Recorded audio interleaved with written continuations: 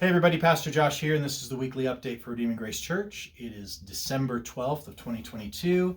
And first of all, I just want to thank you for all of you that have helped support Bree and I and our family as we've gone through this surgery last week. I had a surgery on my shoulder and was just pretty much down all last week. And I'm just really grateful that there really wasn't any needs or anything that really came up during the week. So thank you for allowing us to take a little bit of space and time and rest. Thank you, Scott, for preaching, taking that load off of me for this past week. And also, many of you brought meals each night, and so that was such a blessing, especially for Bree, because she's having to do more. Like, I've just been limited this last week, so she's trying to wrangle 5 kids and me and all the things that have to happen in our house. And so the fact that she did not have to worry about meals really was a tremendous gift and blessing. So thank you. Everything has been delicious. We've loved everything that you've brought, and it really has taken one thing off of our plate that has made the week not so stressful. I'm doing well. I feel good. Pain is fine. I sleep okay. I just have to be patient and not get too overzealous with my arm. I am going to try to have a little more normal work week this week. I'm doing everything left-handed, which makes typing and writing very difficult, and so I'm gonna be limited, and so just be patient with me as I try to respond to correspondence and as I try to put things together. Everything's just gonna take me longer. So thank you for your patience with me as I just kind of try to be at least somewhat productive while not overdoing it. So thank you for your graciousness on that. Don't forget that our Lottie Moon Christmas offering for missions is still going on. That'll go on this whole month. We've raised a little over $5,500 so far. Would love to have more of you. Just consider praying about how to do that. You can do that on our website. You can just click on the line item that says missions and church planting, and everything will go to that Lottie Moon Christmas offering, which goes out to International Mission Board, missionaries around the world, some of them in the most hardest to reach places. And so it's a really helpful and profitable, effective offering. So consider that. Also, don't forget Christmas Eve service, 4 p.m. at the Journey. Sunday morning, Christmas Day, we are actually going to join up with our mother church. We're going to let the Journey staff have a break, so none of their staff have to be there on Christmas Day for us. We'll join with our mother church. And those of you that maybe have never been to a worship service at South Canyon, be kind of cool to see where we came from. And also, it'll be a real treat for South Canyon to sort of see their daughter church sort of bring people over and to meet people that they've never met before, but they had the courage and the generosity and the selflessness to give some of their precious people to leave them and go start another church for them to see sort of some of the fruit of that and the sweet fellowship that we have together. So I would encourage you to come worship with us at South Canyon on that day.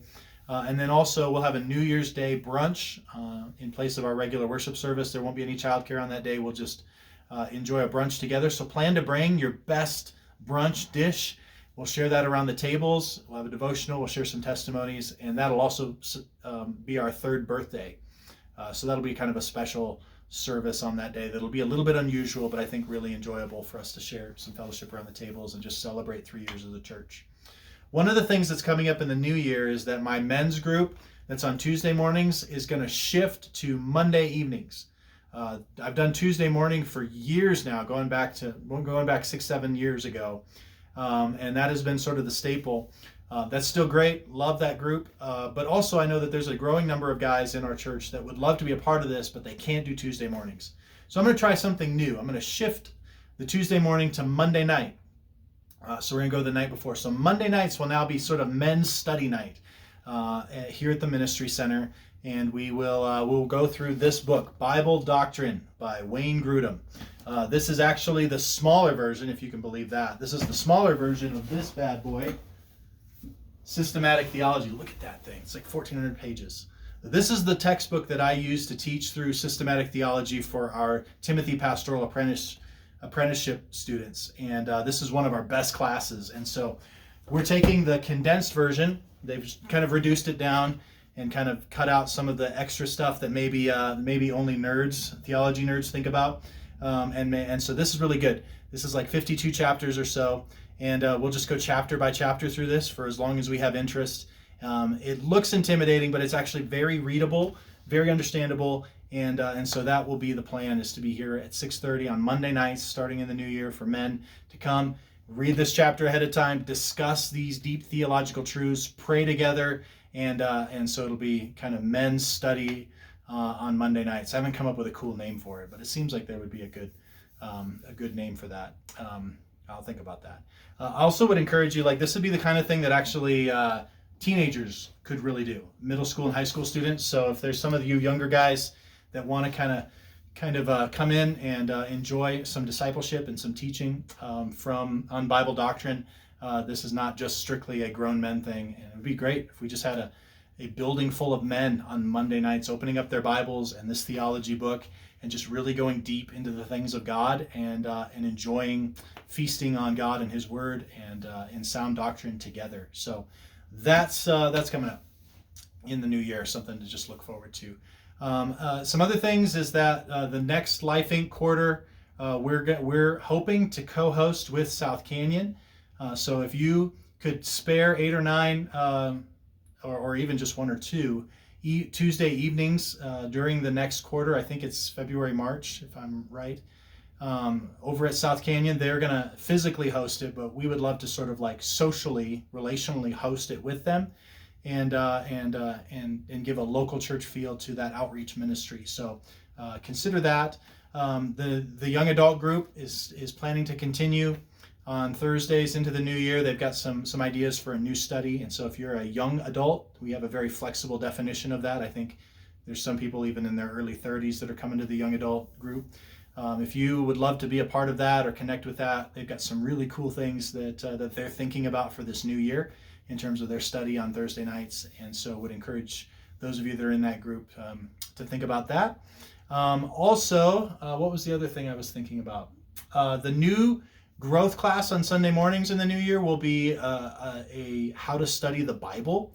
So we've been working through, first we did Christianity Explained. Right now we're going to finish up Big Story of the Bible, and now we're going into how to study your Bible. So the growth classes for this school year, these 2 semesters, have really been focused on the basics, like what is Christianity, what is the big story of the Bible, how to study the Bible for yourself is the next 6-week course that we have on Sunday morning. So we encourage you to maybe bake that into your rhythm. There's lots of other things that I'm thinking about that I haven't figured out how to fit into the schedule yet. One is Grief Share.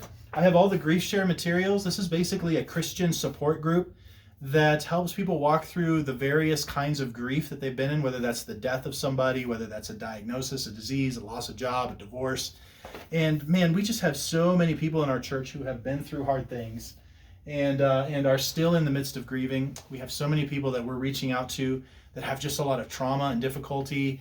And man, it just takes help in processing those things. I have people just call me asking me if we have some sort of grief support group. So I have the material. I hope to look through it, and I would love to find some sort of window in there for us to go through this. It's like a 14-week course, so it's a fairly lengthy course. But if any of you have interest or a heart for that, or maybe you would really benefit from that, would you reach out to me and let me know? Because if there's enough of kind of a critical mass to this, and this would be the kind of thing that maybe I could share leadership with some of you, I think this really could be something that's very valuable and helpful in the life of our congregation. I'm just having a hard time figuring out how to get it to fit in my schedule and how to make it work. And even if there is enough critical mass for us to offer this and do it well. So I think I would need some help to make this happen. And so if you have any interest in sort of a biblical, gospel-centered approach to how to process grief of various kinds, and you would love to kind of help make that happen or participate or maybe benefit from it, let me know, because I'm really trying to find a way to make that fit into the schedule somewhere this spring. The other thing I'm thinking about is that we have a lot of teenagers in our church, and I feel a burden to give some specialized discipleship and connection for them. Bree has been doing this Fifth Sundays, the months where there's a Fifth Sunday, doing a Sunday night activity. That's great. That's a good place to start. But I would love for us to think about maybe doing some sort of teaching or gathering once a month or even weekly, kind of getting a youth group going, so to speak. Obviously, that's a passion of ours. Bree and I have done that for 15 years. That's what my degree is in youth ministry. And so so I see some opportunity for that, and I'm not sure where that fits. So if you have a passion or desire for that and would like to kind of share leadership, allow me to sort of equip you to do that, Let's think that through. Maybe you have some teenagers and you go, yeah, I would make my teenager go to this if we got something going once a month or every other week or something. So those are two things that I'm trying to figure out how to fit into the next season of ministry in our church, while not making us busy or overburdened in an unnecessary way. So I'm trying to find that sweet spot between really nourishing and developing and diversifying the ministry and life of our body, while not just totally overwhelming us. So pray for that. Pray for our elders as we think through that, and shepherding and deacons and Lord's Supper and all the things that we're processing together.